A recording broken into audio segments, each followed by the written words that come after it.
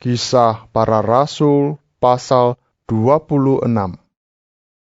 Kata Agripa kepada Paulus, engkau diberi kesempatan untuk membela diri.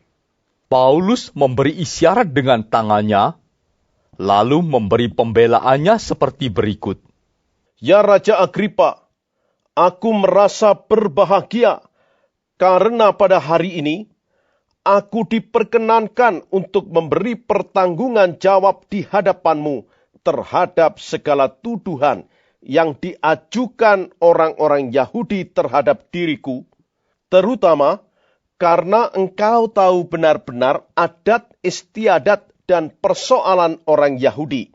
Sebab itu, aku minta kepadamu supaya engkau mendengarkan aku dengan sabar. Semua orang Yahudi mengetahui jalan hidupku sejak masa mudaku. Sebab dari semula aku hidup di tengah-tengah bangsaku di Yerusalem. Sudah lama mereka mengenal aku, dan sekiranya mereka mau, mereka dapat memberi kesaksian bahwa aku telah hidup sebagai seorang Farisi menurut mazhab yang paling keras dalam agama kita. Dan sekarang aku harus menghadap pengadilan oleh sebab aku mengharapkan kegenapan janji yang diberikan Allah kepada nenek moyang kita dan yang dinantikan oleh kedua belah suku kita, sementara mereka siang malam melakukan ibadahnya dengan tekun. Dan karena pengharapan itulah, ya Raja Agripa, aku dituduh orang-orang Yahudi. Mengapa kamu menganggap mustahil bahwa Allah membangkitkan orang mati? Bagaimanapun juga, aku sendiri pernah menyangka bahwa aku harus keras bertindak menentang nama Yesus dari Nazaret. Hal itu kulakukan juga di Yerusalem. Aku bukan saja telah memasukkan banyak orang kudus ke dalam penjara, setelah aku memperoleh kuasa dari imam-imam kepala, tetapi aku juga setuju jika mereka dihukum mati. Dalam rumah-rumah ibadat, aku sering menyiksa mereka dan memaksanya untuk menyangkal imannya. Dan dalam amarah yang meluap-luap, aku mengejar mereka, bahkan sampai ke kota-kota asing. Dan dalam keadaan demikian, ketika aku dengan kuasa penuh dan tugas dari imam-imam kepala sedang dalam perjalanan ke Damsyik, tiba-tiba, ya Raja Agripa, pada tengah hari bolong, aku melihat di tengah jalan itu cahaya yang lebih terang daripada cahaya matahari, turun dari langit meliputi aku dan teman-teman seperjalananku. Kami semua rebah ke tanah, dan aku mendengar suatu suara yang mengatakan kepadaku dalam bahasa Ibrani, Saulus, Saulus, mengapa engkau menganiaya aku? Sukar bagimu menendang kekalah rangsang. Tetapi aku menjawab, siapa engkau Tuhan? Kata Tuhan, akulah Yesus yang kau aniaya itu. Tetapi sekarang, bangunlah dan berdirilah. Aku menampakkan diri kepadamu untuk menetapkan engkau menjadi pelayan dan saksi tentang segala sesuatu yang telah kau lihat daripadaku, dan tentang apa yang akan kuperlihatkan kepadamu nanti. Aku akan mengasingkan engkau dari bangsa ini dan dari bangsa-bangsa lain. Dan aku akan mengutus engkau kepada mereka untuk membuka mata mereka, supaya mereka berbalik dari kegelapan kepada terang dan dari kuasa iblis kepada Allah, supaya mereka oleh iman mereka kepadaku memperoleh pengampunan dosa dan mendapat bagian dalam apa yang ditentukan untuk orang-orang yang dikuduskan. Sebab itu, ya Raja Agripa, kepada penglihatan yang dari sorga itu tidak pernah aku tidak taat. Tetapi mula-mula aku memberitakan kepada orang-orang Yahudi di Damsyik, di Yerusalem, dan di seluruh tanah Yudea, dan juga kepada bangsa-bangsa lain, bahwa mereka harus bertobat dan berbalik kepada Allah, serta melakukan pekerjaan-pekerjaan yang sesuai dengan pertobatan itu. Karena itulah orang-orang Yahudi menangkap aku di bait Allah dan mencoba membunuh aku. Tetapi oleh pertolongan Allah, aku dapat hidup sampai sekarang dan memberi kesaksian kepada orang-orang kecil dan orang-orang besar. Dan apa yang kuberitakan itu tidak lain daripada yang sebelumnya telah diberitahukan oleh para nabi dan juga oleh Musa, yaitu bahwa Mesias harus menderita sengsara dan bahwa ia adalah yang pertama yang akan bangkit dari antara orang mati, dan bahwa ia akan memberitakan terang kepada bangsa ini dan kepada bangsa-bangsa lain. Sementara Paulus mengemukakan semuanya itu untuk mempertanggungjawabkan pekerjaannya, berkatalah Festus dengan suara keras, "Engkau gila, Paulus. Ilmumu yang banyak itu membuat engkau gila." Tetapi Paulus menjawab, Aku tidak gila, Festus yang mulia. Aku mengatakan kebenaran dengan pikiran yang sehat. Raja juga tahu tentang segala perkara ini. Sebab itu aku berani berbicara terus terang kepadanya. Aku yakin bahwa tidak ada sesuatu pun dari semuanya ini yang belum didengarnya. Karena perkara ini tidak terjadi di tempat yang terpencil. Percayakah engkau, Raja Agripa, kepada para nabi? Aku tahu bahwa engkau percaya kepada mereka. jawab Agripa, Hampir-hampir saja kau yakinkan aku menjadi orang Kristen. kata Paulus, Aku mau berdoa kepada Allah supaya segera atau lama-kelamaan bukan hanya engkau saja, tetapi semua orang lain yang hadir di sini dan yang mendengarkan perkataanku menjadi sama seperti aku, kecuali belenggu-belenggu ini. Lalu bangkitlah raja dan wali negeri serta Bernike dan semua orang yang duduk bersama-sama mereka. Sementara mereka keluar, mereka berkata seorang kepada yang lain, Orang itu tidak melakukan sesuatu yang setimpal dengan hukuman mati atau hukuman penjara.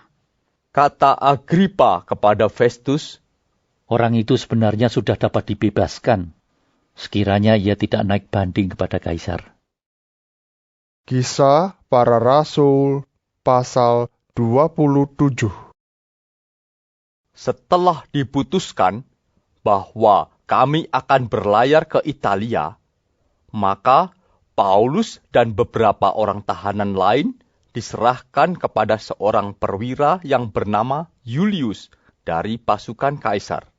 Kami naik ke sebuah kapal dari Adramitium yang akan berangkat ke pelabuhan-pelabuhan di sepanjang pantai Asia, lalu kami bertolak.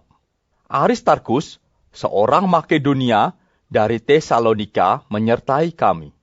Pada keesokan harinya, kami singgah di Sidon. Julius memperlakukan Paulus dengan ramah dan memperbolehkannya mengunjungi sahabat-sahabatnya supaya mereka melengkapkan keperluannya. Oleh karena angin sakal, kami berlayar dari situ menyusur pantai Siprus. Dan setelah mengarungi laut di depan Kilikia dan Pamfilia, sampailah kami di Mira, di daerah Likia. Di situ, perwira kami menemukan sebuah kapal dari Alexandria yang hendak berlayar ke Italia. Ia memindahkan kami ke kapal itu. Selama beberapa hari berlayar, kami hampir-hampir tidak maju, dan dengan susah payah kami mendekati Knidus. Karena angin tetap tidak baik, kami menyusur pantai Kreta, melewati Tanjung Salmone. Sesudah kami dengan susah payah melewati tanjung itu, sampailah kami di sebuah tempat bernama Pelabuhan Indah dekat kota Lasea. Sementara itu, sudah banyak waktu yang hilang. Waktu puasa sudah lampau dan sudah berbahaya untuk melanjutkan pelayaran. Sebab itu, Paulus memperingatkan mereka, katanya, "Saudara-saudara, aku lihat bahwa pelayaran kita akan mendatangkan kesukaran-kesukaran dan kerugian besar, bukan saja bagi muatan dan kapal, tetapi juga bagi nyawa kita." Tetapi perwira itu lebih percaya kepada jurumudi dan nahkoda daripada kepada perkataan Paulus.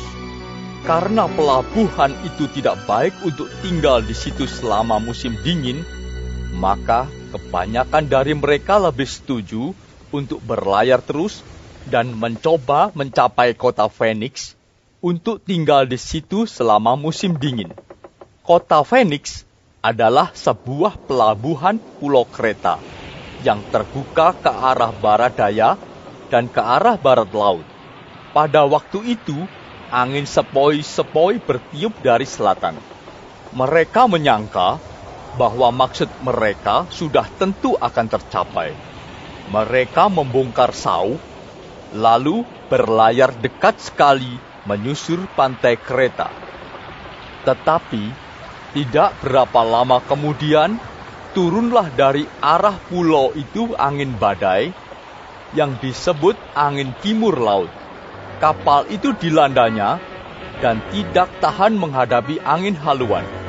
Karena itu, kami menyerah saja dan membiarkan kapal kami terombang-ambing.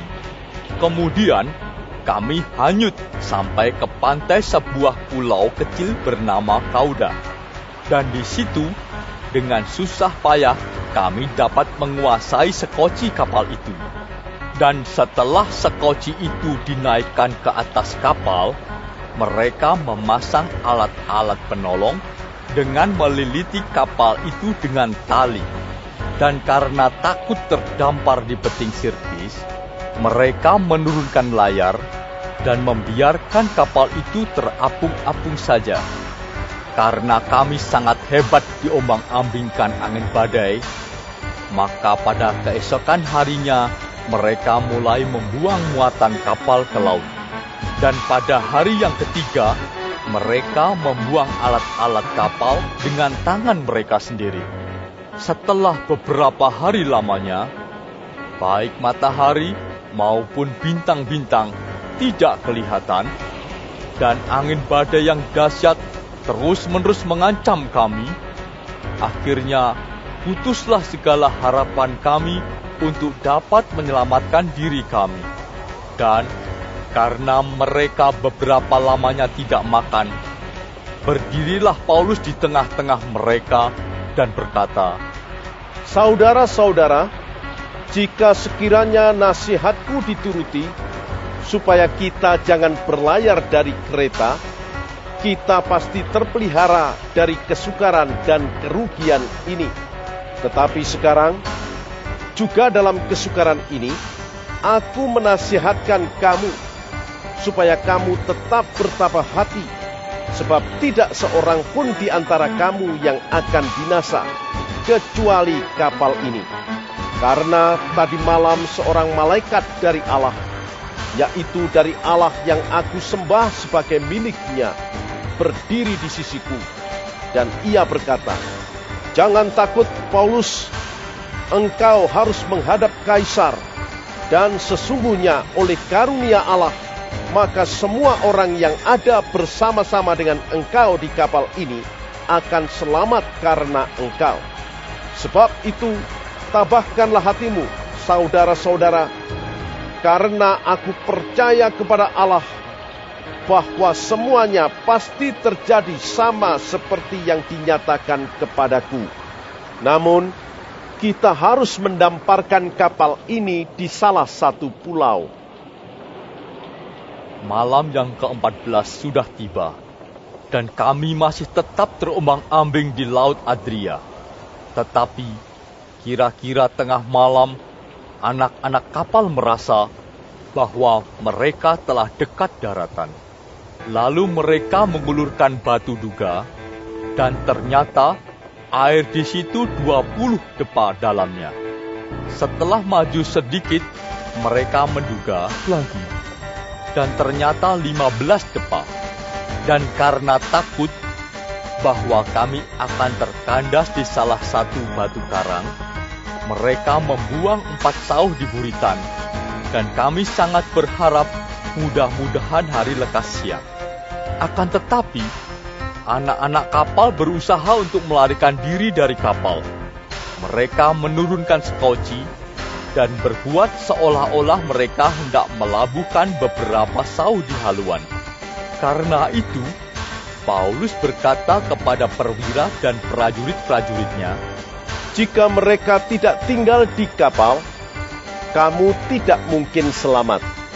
Lalu prajurit-prajurit itu memotong tali sekoci dan membiarkannya hanyut. Ketika hari menjelang siang, Paulus mengajak semua orang untuk makan. Katanya, Sudah 14 hari lamanya kamu menanti-nanti saja, menahan lapar dan tidak makan apa-apa. Karena itu, aku menasihati kamu, supaya kamu makan dahulu. Hal itu perlu untuk keselamatanmu. Tidak seorang pun di antara kamu akan kehilangan sehelai pun dari rambut kepalanya. sesudah berkata demikian, ia mengambil roti, mengucap syukur kepada Allah di hadapan semua mereka, memecah-mecahkannya, lalu mulai makan. Maka kuatlah hati semua orang itu, dan mereka pun makan juga. Jumlah kami semua yang di kapal itu 276 jiwa.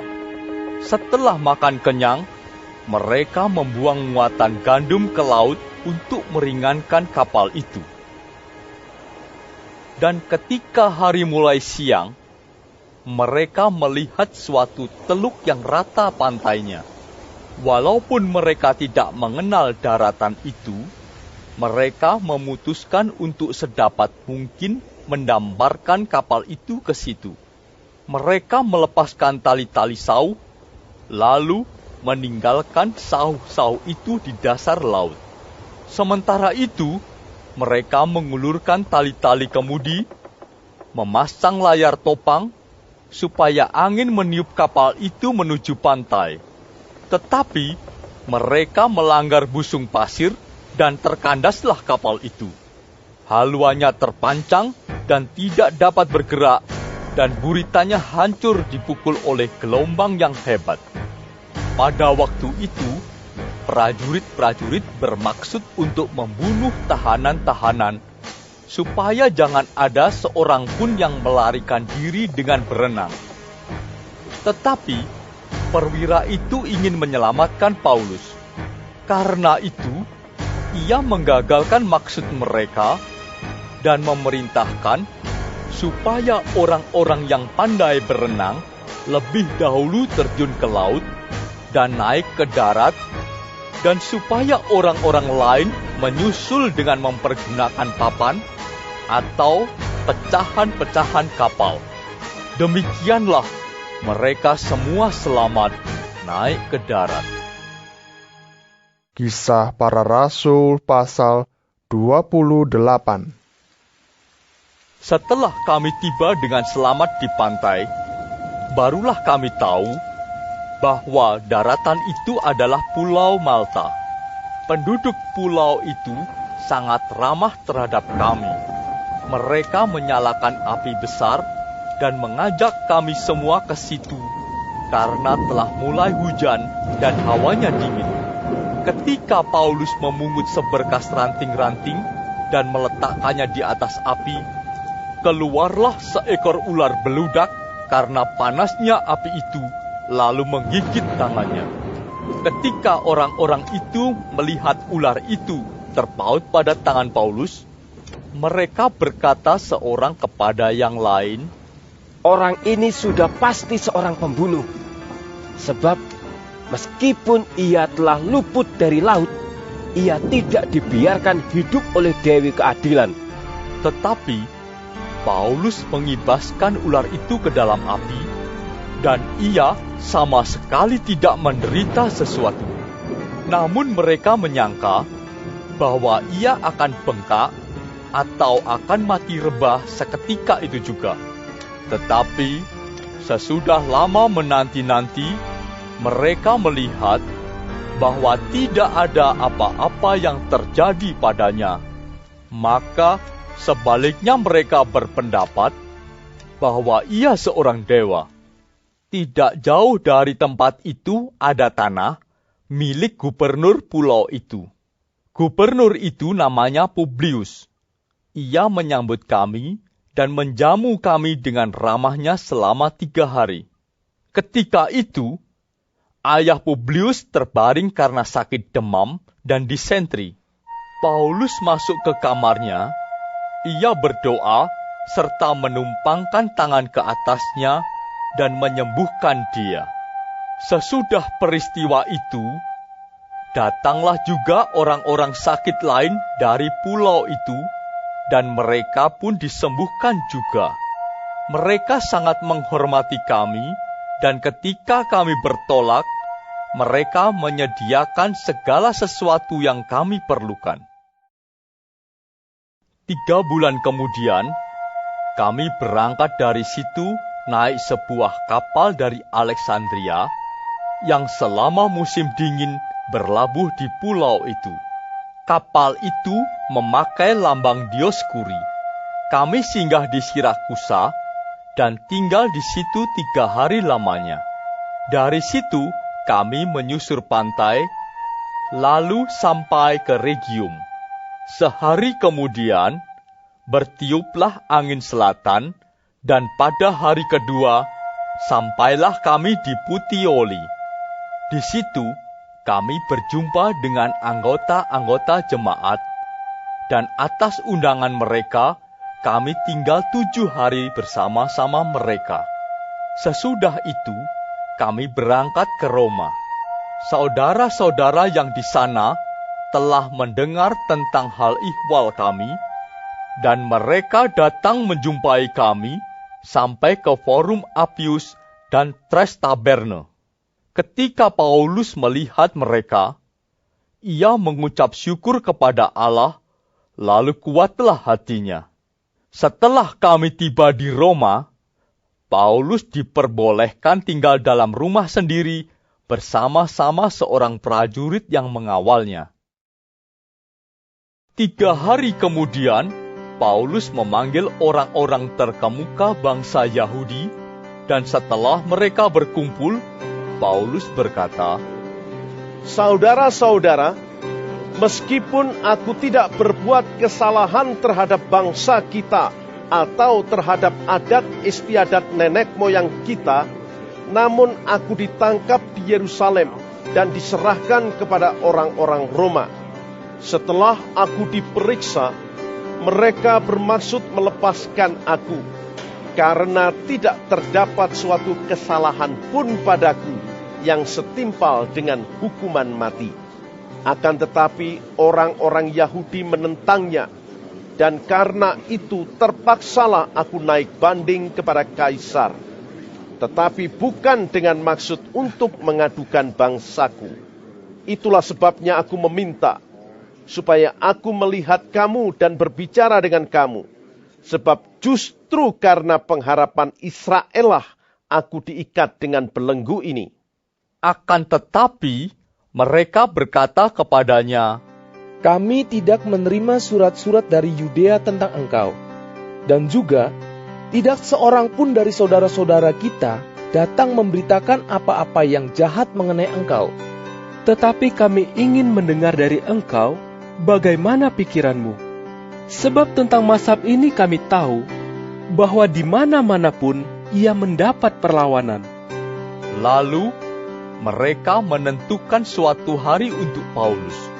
Pada hari yang ditentukan itu, datanglah mereka dalam jumlah besar ke tempat tumpangannya. Ia menerangkan dan memberi kesaksian kepada mereka tentang kerajaan Allah. Dan berdasarkan hukum Musa dan kitab para nabi, ia berusaha meyakinkan mereka tentang Yesus. Hal itu berlangsung dari pagi sampai sore. Ada yang dapat diyakinkan oleh perkataannya, ada yang tetap tidak percaya. Maka bubarlah pertemuan itu dengan tidak ada kesesuaian di antara mereka. Tetapi Paulus masih mengatakan perkataan yang satu ini. Tepatlah firman yang disampaikan Roh Kudus kepada nenek moyang kita dengan perantaraan Nabi Yesaya. Pergilah kepada bangsa ini dan katakanlah, kamu akan mendengar dan mendengar, namun tidak mengerti. Kamu akan melihat dan melihat, namun tidak menanggap. Sebab hati bangsa ini telah menebal, dan telinganya berat mendengar, dan matanya melekat tertutup, supaya jangan mereka melihat dengan matanya, dan mendengar dengan telinganya, dan mengerti dengan hatinya, lalu berbalik sehingga aku menyembuhkan mereka. Sebab itu, kamu harus tahu bahwa keselamatan yang daripada Allah ini disampaikan kepada bangsa-bangsa lain, dan mereka akan mendengarnya. Dan setelah Paulus berkata demikian, pergilah orang-orang Yahudi itu dengan banyak perbedaan paham antara mereka. Dan Paulus tinggal 2 tahun penuh di rumah yang disewanya sendiri itu. Ia menerima semua orang yang datang kepadanya. Dengan terus terang dan tanpa rintangan apa-apa, ia memberitakan kerajaan Allah dan mengajar tentang Tuhan Yesus Kristus.